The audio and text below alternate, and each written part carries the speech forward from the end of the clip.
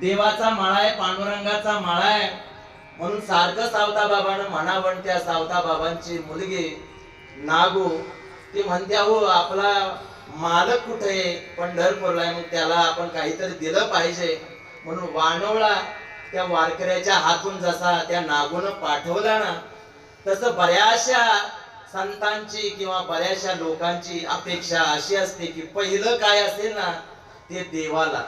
आपल्या घरामध्ये आपण भाजी भाकरी जरी केली तरी आपल्याला आई वडिलांना पूर्वजांना संस्कार दिले की पहिला घास पहिला गाईला किंवा देवाला नैवेद्य दिला पाहिजे.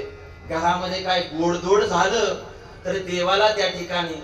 तसंच बरेचसे शेतकरी पण असे असतात की रानामध्ये काय पिकलं ना तर पहिली 2 फळं देवाला. आता देवळामध्ये जातच नाहीत माणसं, परंतु जुना काळ पाहिला ना तर जुन्या काळी त्या ठिकाणी बघा जरी गहू जरी झाले ना तरी ते गहू सुद्धा त्या शिवपिंडीवरती त्या ठिकाणी द्यायची एक प्रथा होती. का?